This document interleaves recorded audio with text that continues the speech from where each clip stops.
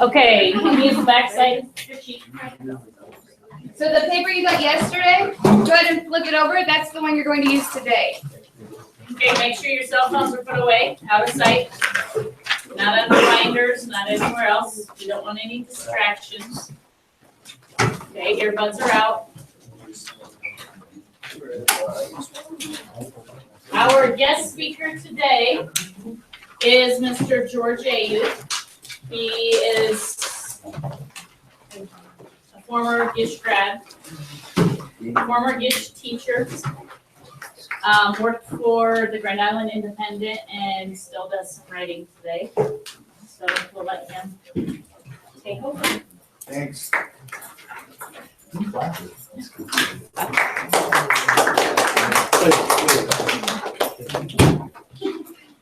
All right, so we'll walk our way through this thing right here so you can get it done. So that's how you spell my name right there. George. Ayoub. So when people ask me what I do, I tell them I'm a writer. But as Ms. Beach said, I also was a teacher, and I still teach for Doane University as an adjunct professor. That's somebody that's not a full-time person on faculty, but I teach a class, one class about every other term for them. So and I like doing that. And things so. Okay, so the kind of education that you need for this occupation, that number 3 there is.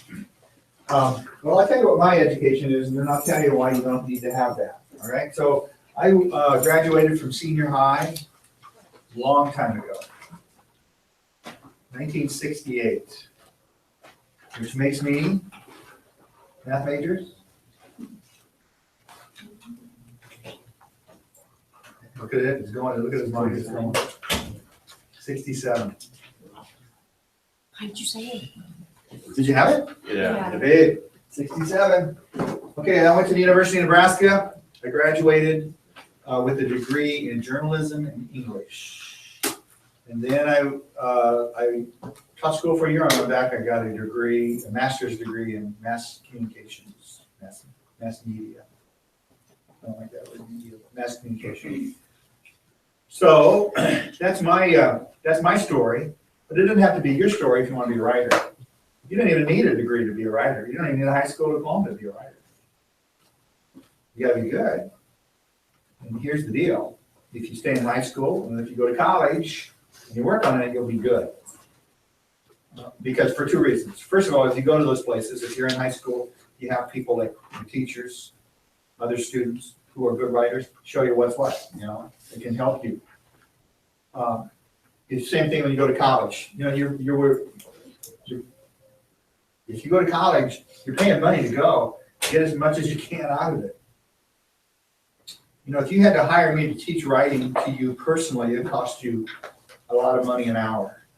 But if you take a college class and I'm the teacher and we're teaching writing, get everything you can out of it. So it's a good experience. It's a good experience to learn those kinds of things. But there is no, to be a quote writer, there's no qualification.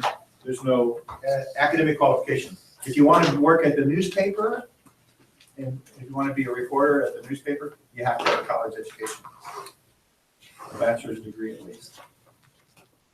You want to work at the news at the? Is Steve White coming? Is he gonna talk? We've contacted him, but we haven't heard. Oh, I noticed he was on the email that you sent me. Steve would probably say, I think to work at the TV station, I think you have to have a degree. You know, and that's kind of a new thing, I'd say in the last 25, 30 years. So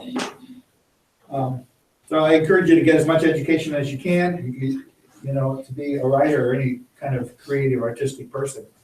It's always good to have that sort of fundamental training. It's really helpful. So I'll tell you what I did day to day at the newspaper, okay, when I worked there.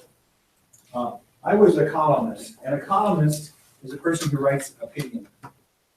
Most newspapers are filled with stories of things that happened, who, what, when, where, why, and how, okay? And I occasionally wrote those kinds of stories, but most of the time, when I was there, for the 21 years I was at the newspaper, for the Independent, I wrote columns. And columns were my opinion about something that had happened, or an idea, or, and it was sort of an observation.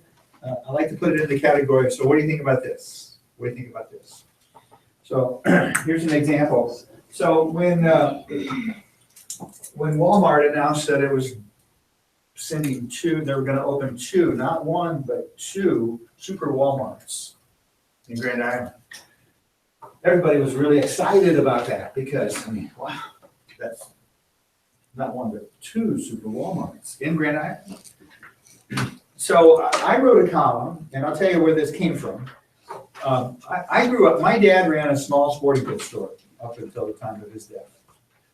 And so my focus and what I knew was like small stores, family-owned stores, what people call mom and pop stores. If you go down 4th Street or 3rd Street in Grand Island, even 2nd Street, you see a lot of those mom and pop stores. And these are stores that are run by families, maybe even different generations. Mom and dad started it, son and daughter continued it. And so that was my experience. And a lot of times when a big store like Walmart moves into an area, those mom and pop stores, they close because they can't keep up. Because, Walmart can charge lower prices because of the economies of scale. They can buy in bulk, do that. So I wrote a column, and my column did not necessarily criticize Walmart, but it just said, so here's a thought. What's going to happen to the mom and pop stores who will inevitably close because Walmart's here? Not one, but two super Walmarts. What's going to happen? Right? And so some people didn't like that I wrote that because they were all excited about Walmart being here, and God bless them, they were excited. But I did have an interesting conversation not long after that, a man who was a, quote, city leader, a man who, has Mayor Jensen talked to this group? Yeah, no. He was in lawsuit. Yeah. Oh, anyway, who could call up the mayor and they could have a conversation. I was someplace, I forget where it was, but he pulled me aside and he said, I can't say this publicly, but I really appreciated what you said. And his experience was kind of my experience. His parents owned a small printing company that they had eventually closed it for other reasons, but so it was a different experience. It's a different experience. Those are kind of the kinds of things that I would write. I wrote things that were sometimes funny, sometimes sad. In 21 years, I wrote about 4,000 columns, all about 700 words. When I started, it was 5 a week, and when I ended, it was 3 or 4 a week. So, and the nice thing is that every month they paid me. They paid me to do this. And so, when you do something a lot of times, if you want to be good at free throws, what should you do? Shoot a lot of free throws. So on my 4,000 column, it wasn't easy, but I was pretty good at it by that time because I've done it a lot of times. So here's what my day was like. I got to work between 8 and 9 in the morning, and that was great. I didn't have a particular time I needed to be there. Nobody rang a bell. That wasn't true for everybody that worked at the newspaper. The people that worked in the business office had to be there at 8 o'clock. That was their starting time, but I didn't have to do that. The longer I was there, I had a little bit more seniority, a little capital to spend. I probably took advantage of that. It came closer to 9 o'clock. But in the job that I had, and in a lot of writing jobs, it's not so much the time you put in, it's what you produce. So if I didn't get my column finished, I didn't go home until it was finished. So, so if I'm wandering in at 10 till 9, I might be wandering out at 7 o'clock at night. So that's just, and that has to do with time management. And if you want to be a writer, that's one of the skills you need to have is time management. Because writers deal in deadlines, at least journalists do. But even book writers deal in deadlines. Screenwriters deal in deadlines. People who write teleplays for television, they deal in deadlines. And so you deal in deadlines. The teachers give you an assignment, you have to deal with that. So you have to learn how to manage your time. I'm not, if you wanted a time management expert to come in, I would be really towards the end of that line. I wouldn't be your guy. But I do understand the value of time management, so it's an important thing if you want to be a writer. At 9 o'clock, then we would have a meeting, and the meeting would include all the people who were going to produce content that went into the paper. The writers, the reporters, the columnists, some of the editors that sit in, photographers. At that time, we had a editorial cartoonist, and we'd go into a room and we'd talk about what we were gonna do that day. And maybe a little bit the succeeding days. It was a planning meeting, and during the planning meeting, you pitch your story. I'm gonna write a column, I'd say, for tomorrow, I'm gonna write about Walmart coming to town, and I'm going to be the one person that's going to say, it's nice, but I'm not that excited. Okay. And then people that I worked with would react. Now, one of the things I really liked about my job was I worked with smart people who were not afraid to express their opinion, and they expected me to express my opinion. And, you know, sometimes we had a difference of opinion, but it was great because it helped me understand, is this a good story? Have I thought this through? Not like dislike, but is it a good story? Have I thought it through? And so that's what we did. It took about an hour in the morning, and it was kind of fun. And, you know, we'd tell a few stories. We'd gossip a little bit, you know, we're human beings, right? Somebody had a baby, you know, they passed a picture. Yeah. Occasionally they'd bring food, which were my favorite meetings, when they would bring food. So then I'd spend the rest of the morning interviewing people, doing research, answering emails, making phone calls, that sort of thing. If you want to be a journalist and be a writer at a newspaper, you have to be able to talk to people. Okay? You have to be able to read people. You know, you have to be able to look at somebody when you're talking to them, understand that they are lying through their teeth. You know, you got to be able to read them. All right, and you understand their body language, understand their hemming and hawing, that they won't make eye contact with you. Why won't you make eye contact with me? You got to be willing to ask hard questions, those kinds of things. But you don't have to be a jerk either. You know, my style was always very unassuming, friendly, so on. And then at the end of the interview, I'd ask that killer question. So why did you do that? And by that time, they were either not going to tell me, or they were going to tell me because I put them at ease. Those are all skills that you would get, as I said earlier, in some sort of educational setting, more than likely. Interviewing skills. Do you guys do interviewing skills? We're having Wayne Stilk come in and talk to us about how to interview. Yeah, it's a huge skill builder, not necessarily just for writing, but you know, when I see a person your age that I know, and I'm at Starbucks, or I'm at Jimmy John's or the mall or something, and you know me, and you stop and talk to me, I can't tell you how impressive that is to me, that you do that. And I think that, you know, knowing people is a great skill, and being able to do that, hi, how you doing, what's up, that is a great skill to have. Because I also know, I see young people that I know, and they see me and they're like, now, either they might be high and don't want me to see them, you know, that's always a possibility. Or maybe they just done something that they shouldn't have done, and they don't want their parents to find out, hey, I saw your kid. Where? He was supposed to be doing his homework in his room.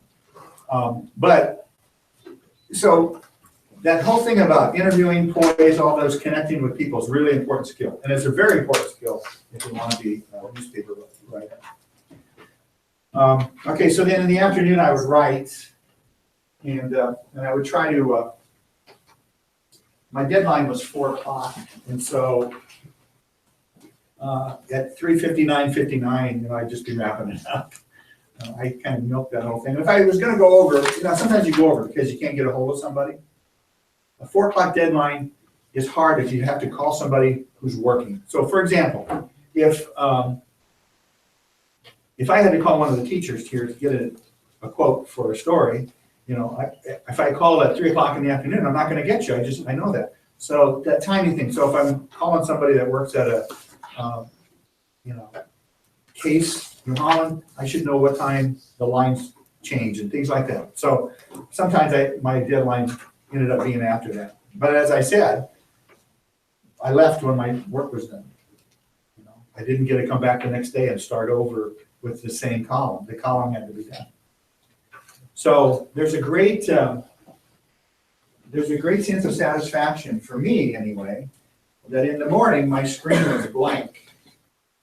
And when I left, it was filled with 700 words or so, and the words made sense, and there was an idea in there or two, and it made a point, and it was readable. It was really great. One time I did a series of stories about work, and I worked these different jobs, and then I wrote about what it was like to work that job. And one of the jobs I had was, I did 12 of them. My favorite one was building houses, because in the morning when you show up, there's nothing there. But when you leave that afternoon, there's a wall, and eventually there's a whole house. We were building a house. It was incredibly satisfying feeling. And that's the feeling I got when I would finish a column in the day. And then in the beginning, when the paper would come the next morning, I'd read it, but I quit doing that. I quit doing it because I figured it was the same thing. Some of the other duties I had, I was hired to be a writer, and when I was first hired to be an editor, I used to read the letters to the editor, which is something I wouldn't wish on anyone. To edit those. Just getting out of here. But I was also hired to be a writing coach or a mentor to the young writers. And so, and they liked that I would have been a teacher. They liked that I had that skill before. And so that was one of my duties. And then, you just are asked to do some other things. When we started doing more things online, I was the dinosaur. I was the oldest guy around there. But they picked me to be the guy to start doing those things. So when we started doing live streaming shows and things, I was the guy. I had all my young millennial buddies with me. They did all the technology, but they used me.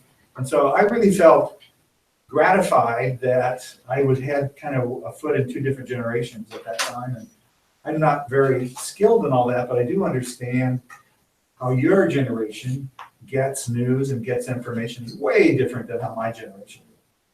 Anybody here read the newspaper? Do you read online, Yeah. freshman? Anybody read it online? There you go. Occasionally, yeah. That's for this number of people your age, that's high. Because where do you get your information?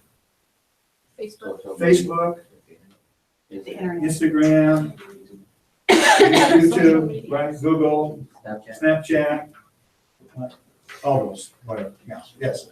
Mainly YouTube. I just scroll down and basically all the events are there. Say it again? Basically YouTube. YouTube? Yeah. How many people are big YouTube? Yeah, it's huge, it's big, right? Yeah. Here's the thing with social media that I really like doing. In a newspaper, this is the process. So I write the story, and then I give it to, what's your name? Maylee? I give it to Maylee, and she's an editor. Okay, she reads it. She doesn't like something, she gives it back to me. I go back to Maylee. So finally, she says, okay, she gives it to, what's your name? Kevin. She gives it to Kevin. Is that gonna be a problem? Okay. Okay, she gives it to Kevin. Kevin says, that's pretty good, but he had a question about one thing that not necessarily. So Kevin's boss, what's your name? Caitlin's is Kevin's, she's the big boss. Corner office. All right. Private parking space, the whole thing.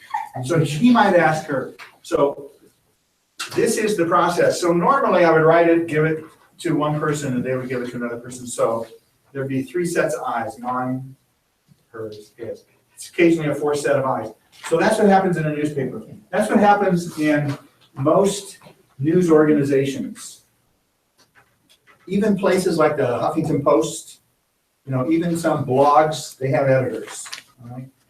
Sometimes on social media, when I see something on Twitter, I think, oh my God, can that be true? Well, guess what? It's not, because there is no filter.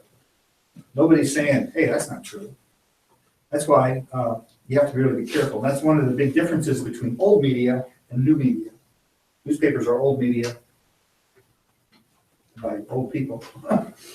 New media is new stuff by you. So that doesn't mean that Instagram and Snapchat, those are not good places to get information. You just need to really be careful. You really need to be careful about getting the information.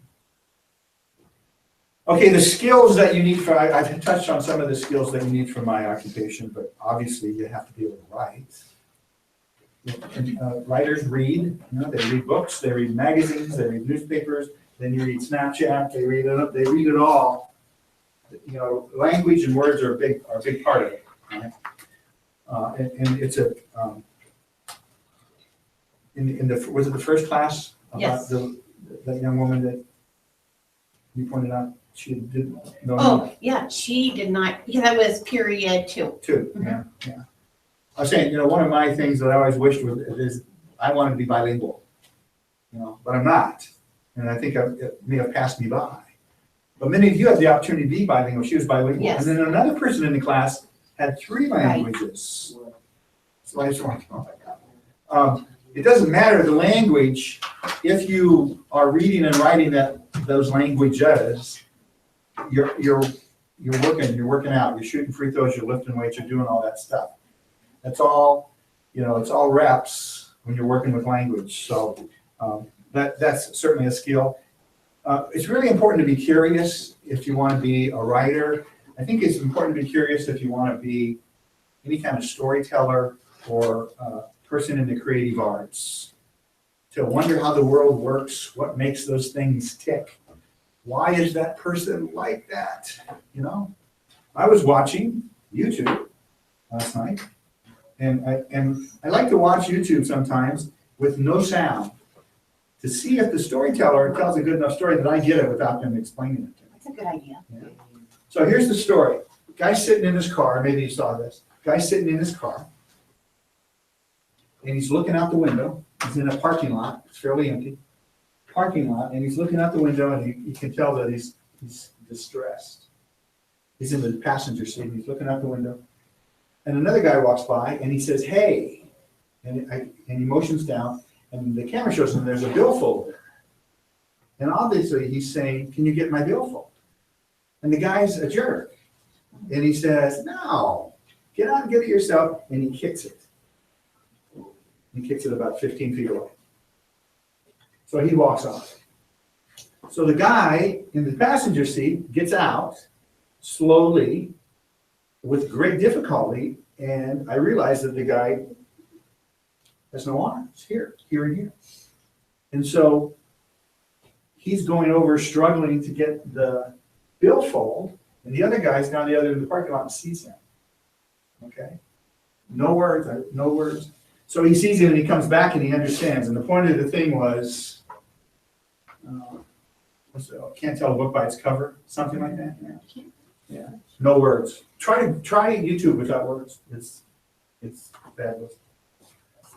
What other skills? Curiosity is important. Okay. One of the things that I do is when I come up with ideas and things, I write them down and I put them in a book. And I use this, I call these day books. I don't know where I got that word. I got the idea from somebody. I also do this on my phone. There's the notes, and I'm sure there's other things too. I use notes. I also take pictures of what I write, keep it in my phone.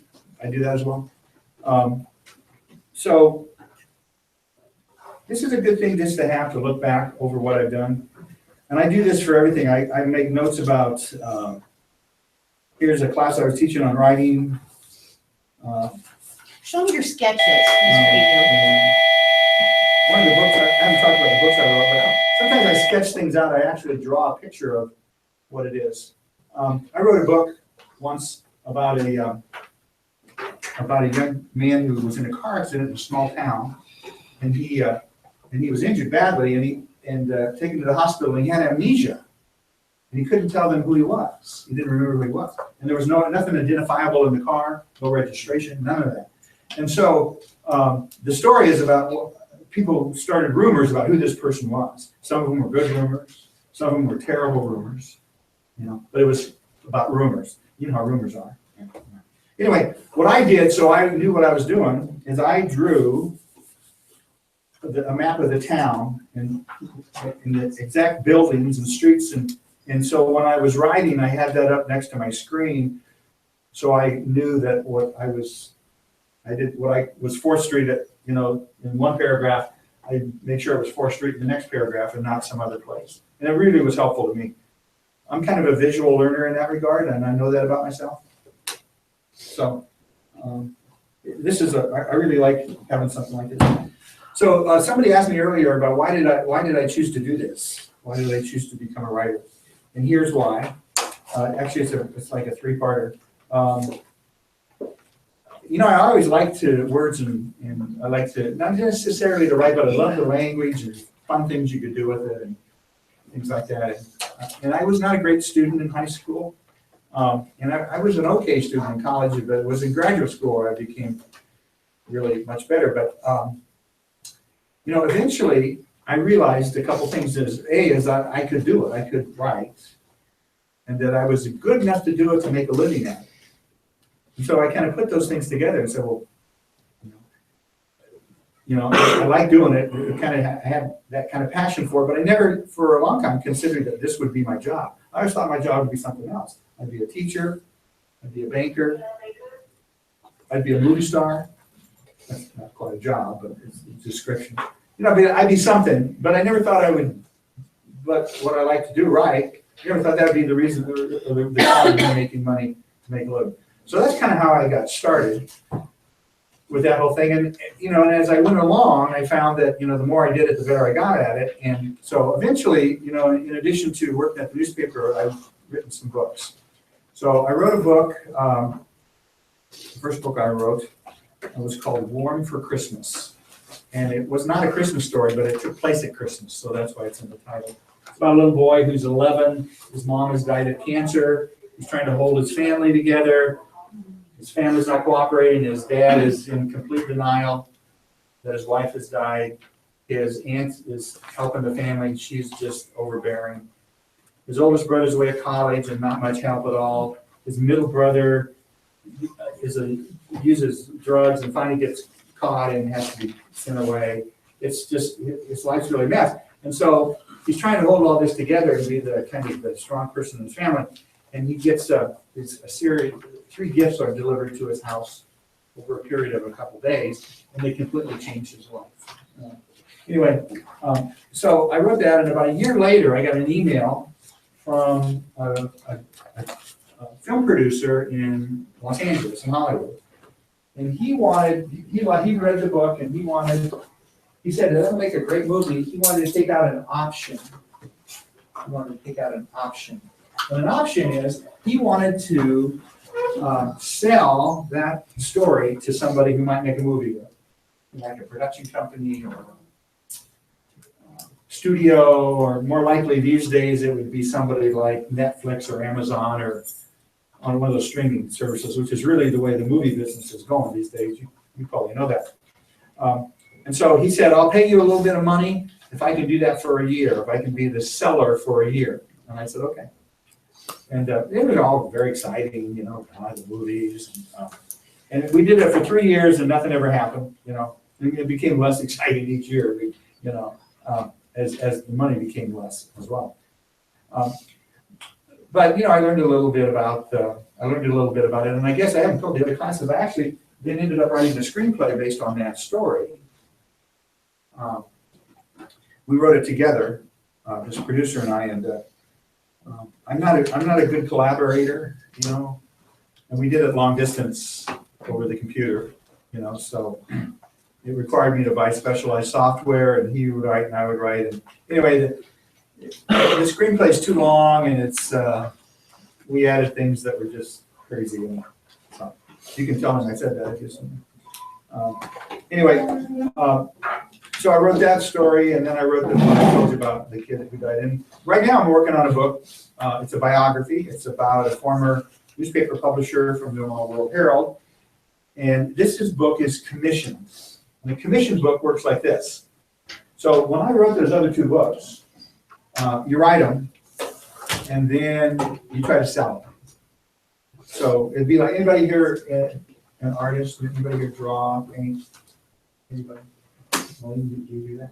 So it'd be like you like to paint. Yeah. So you paint something, and then you try to sell it. Right? Might put it in the gallery to sell it, like you put a book in a bookstore, right? So a commissioned book is, they came to me and said, we have this story and we want you to write it, we'll pay you this much money, and then we'll sell it. So it'd be like if a bank comes to you and said, we want to hang a picture that you paint in our lobby, we'll pay you this much money, and then she paints the picture. Normally, they give you some money in the beginning and some money at the end.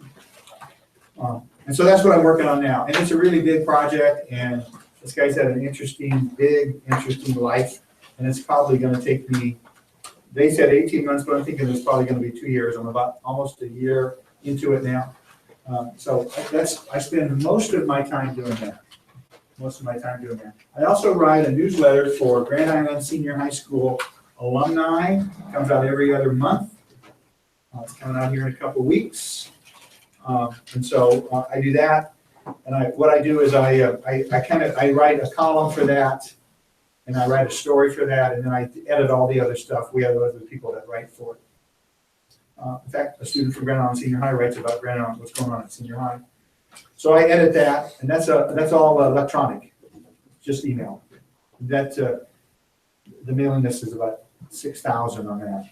So those are the things that occupy my writing time quite a bit. I was writing for the paper on Sundays, but I'm not doing that anymore. And I have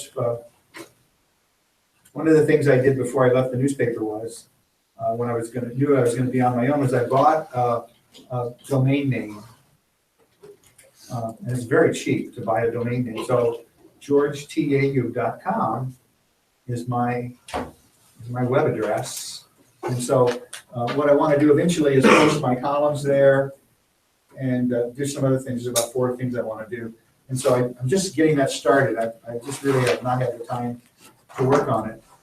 But that's kind of a nod towards you as information consumers, people your age. People my age might go there if they know me, but more than likely they won't. So my plan is to get people my age to go there. I will advertise in newspapers because that's what people my age read. Then they'll see, if they want to see my columns, go to georgetayub.com.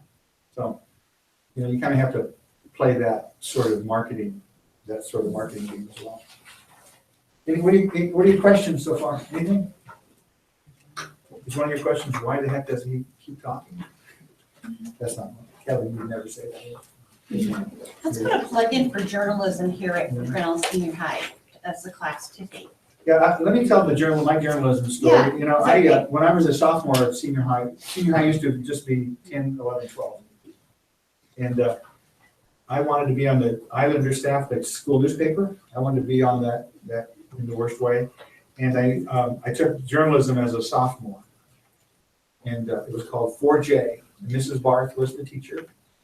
And I missed one deadline out of many. And she didn't put me on the Islander staff. Oh, broke my heart. I hated her. You know how you get.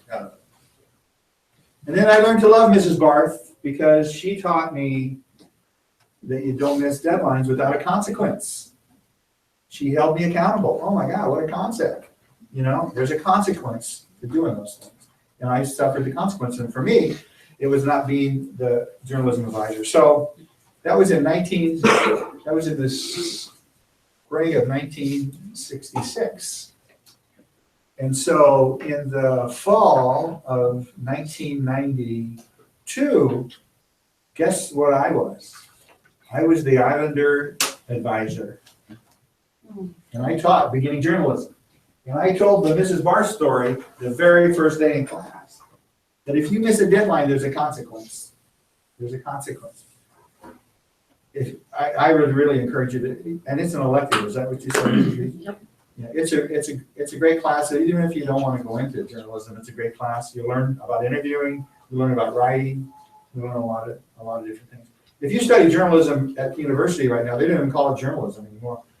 It's communications, I think is what it's called. But the other classes you study, you have to know a little bit about a lot of things.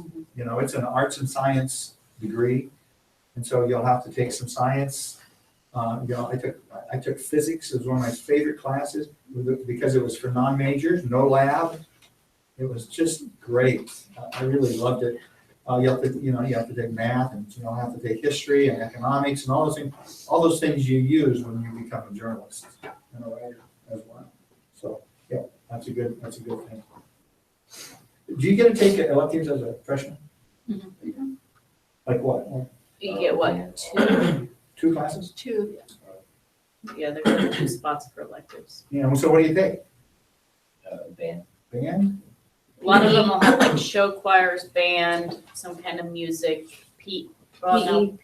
yeah, is PE one of them? I think so. And then Like arts. intro to build, Yeah, or Intro to build? like building. To go into that. like career path. construction. Oh, and yeah, that. career pathways? Yeah. Yeah, cool. Yeah. Okay.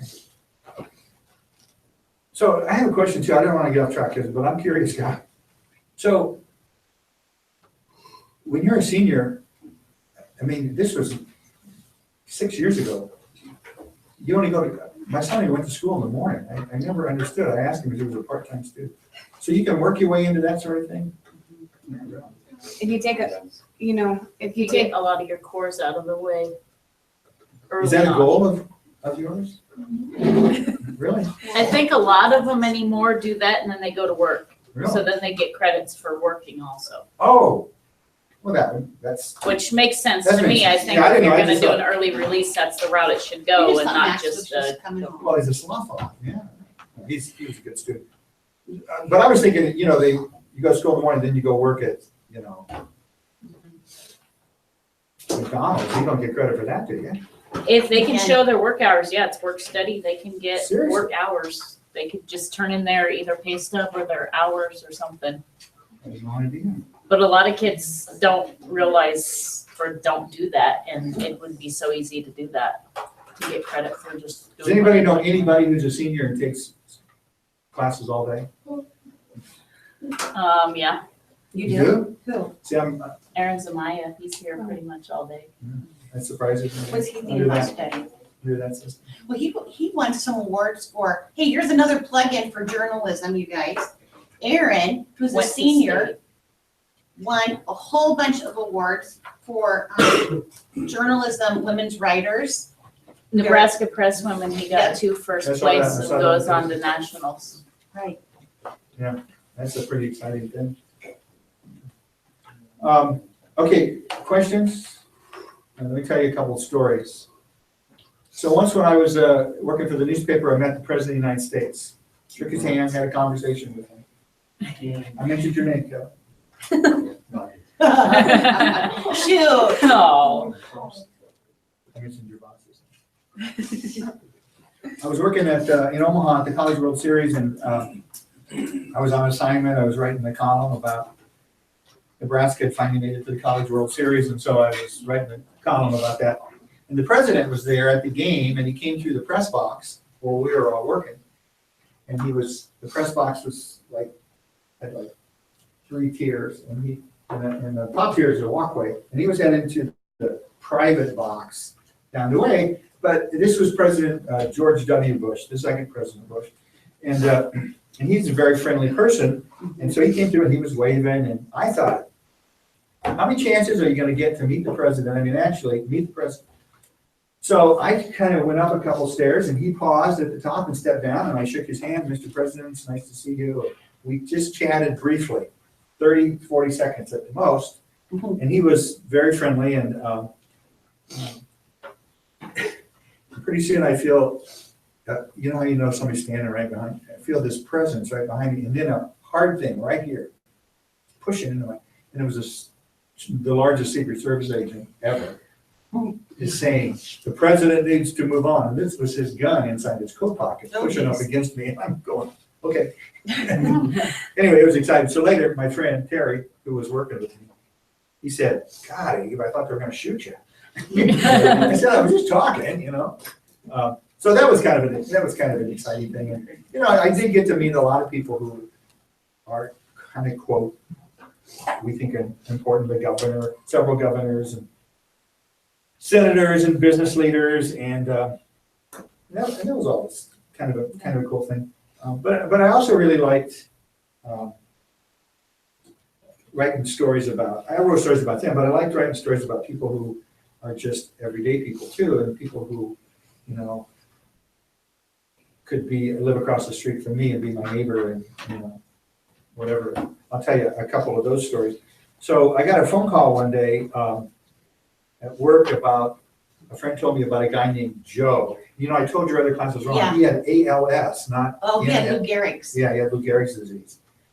And Joe had ALS, Lou Gehrig's disease, and it's a, you know, it's a deterioration of your muscle, It's a and bad one.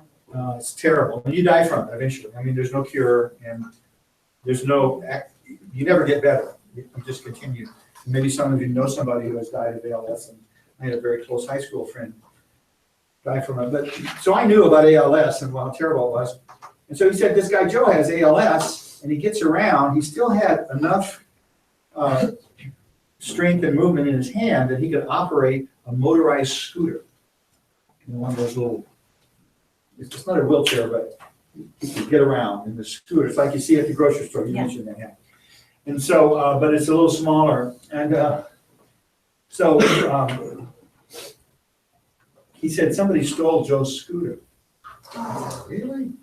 Yeah, who would do that? You know? So I called up, so he just knew him as Joe. So I called around and finally got his name and called him up and said, I want to write a story about this. And so I went over to his house and talked to him, and he was pretty devastated by this. You know, I mean, this was his lifeline to the outside world. I mean, he could go outside with his scooter and go places, and he had a caretaker that, you know, helped him and stuff. So I wrote this column about it, and my column was this, is that the point I made was, you know, not that this was a bad thing, because I think most people would say this is a bad thing. You know, that's pretty obvious. If you turn that paper into me, I'd say, this is obvious. Please redo that. What I said is that lots of things get stolen, but sometimes we don't understand the consequences. We just don't understand the consequences of how far-reaching they can be, you know. And so the next day I got a phone call, and I was out of town, and I got a phone call. I called a guy. I remember this. I checked my messages. I was out of town, and I called this guy back who had left a message. He and his group of people that he had coffee with every morning raised money at coffee to buy Joe a new scooter, which they did. I got back to work. 2 other groups had done the same thing. Joe only needed 1 scooter. Eventually, like a week later, they found Joe's scooter. It's kind of banged up, and eventually they caught the person who fixed Joe's scooter, not out of any malicious reason, but he took it, you know, and obviously that's wrong. But what I liked about that, and I like about that story, is that it was a story about that everyone, what I like to call it, had a universal truth to it. You know, that there was no person, everybody could connect to that story in some way, and that's what I always tried to do. That this was just not about a person with ALS. This was about how we treat our fellow human beings. This is about, do we understand the consequences of even the smallest little wrong in life? Do we understand what happened? And those sorts of things. And that, so, you know, that was an important sort of thing for me. I used to also like it when I would, well, I did talk to you a little bit about having a thick skin. So when I wrote opinions, obviously, if you write an opinion, somebody's going to what? Disagree. They're going to disagree, right? And they're going to disagree. Some people might disagree really strongly. And so people did disagree with me, and that was fine. And, you know, I would more than willing to talk to them. But sometimes people were mad at me personally. And so when you paint something, you draw something, you sometimes show it to somebody that you want to, what their opinion is of it. Yeah, and do you show it to the same people usually? Yeah. Well, when you write a column in a newspaper, the paper goes to the same people all the time. I was essentially doing what Lean's doing with her artwork, right? And so, but occasionally people would call up and just call me names and, you know, you suck. And a lot of times they would do it anonymously. Is that, yeah, they just go on. But I was more than willing to talk to him about the point I made in the column, or the facts I put in the column, and so on. But I wasn't gonna, I wasn't gonna put up with that other stuff. So one time I wrote a column about Chuck Hagel. I don't know if you remember Chuck Hagel, but he was a senator from Nebraska, then he became the Secretary of Defense. And some Nebraskans didn't like him very much, and I never quite understood the reason why. But I wrote a column when he was being nominated to be the Secretary of Defense. I wrote a column that said, regardless of how this comes out, isn't it great that a Nebraskan, born and raised with what we like to say are Nebraska values, one of us, a guy from the neighborhood, one of those kinds of things, isn't it great that he could be the Secretary of Defense? I mean, that's a huge job. And so the column ran, and so I got a phone call. Actually, I got a lot of them, and it ran in the World Herald too. One guy was so upset with me at the World from Omaha that he called and left a message that lasted so long that my message tape ran out. I had to get the IT guy to fix my phone. It was ridiculous. Anyway, but I do remember talking to this guy, and he called up and he said, "You're wrong about Hagel." And I said, I a factual error in my column. And I said, "Oh, I'm sorry, what was I wrong about? What?" And I said, "Let me get the column up and I'll look at it." So I got it up on the screen and I said, "What was I wrong about?" "Well, he wouldn't make a good." And I said, "Okay, but what did I write? Is there something wrong in there?" "Well, he confused right and wrong, and he also confused fact and opinion." And so we talked for a little while, and I realized what was going on there. And then he started to make it personal. And so in your English classes, I don't know if in this one, but I assume you study logic, he turned it into what we call an ad hominem argument, which means you attack the person and not the argument. So when we got to that point, I said, "You know what, pal? We're not going to agree on this, so I'm going to get off the phone now. Thanks for calling." So I had those kinds of phone calls too. But, he's entitled to his opinion. He subscribes to the newspaper. He can do that, but I didn't have to put up with it. The point I'm making here is that when you are in an artistic or creative sort of endeavor, and writing certainly is that, as is art, music, if you're making films, if you're on the stage in a play, any of that stuff, you're open to criticism. And so if you're going to do that, if you love that, and that's how you want to make your living, and that's how you want to fulfill your soul, fill it up, then you have to be open to a little criticism. Because it's going to happen. It's going to happen, As my mom used to say, it's just their opinion. It's your opinion, it's just their opinion. But I like that just. Very good. So that's one of the things that I dealt with all the time. It's just, I wouldn't say it's an occupational hazard. It wasn't a hazard. It was just part of what I dealt with from time to time. So when your teacher writes in your margin, they say nice critical things. Critical meaning this can improve. This can improve. Okay, so are we close? Yeah. 1 minute. Yeah. How'd I do? Awesome. You guys hungry? Is it going to lunch? Hey guys, can we do 3 on 3, please? 1, 2, 3. She's good with that. I always forget it. Thank you guys. And what period is it now? 6. And I have to have, Lisa. Yeah, I'll take care of it. Oh, you put it away for me? Yep. Thank you.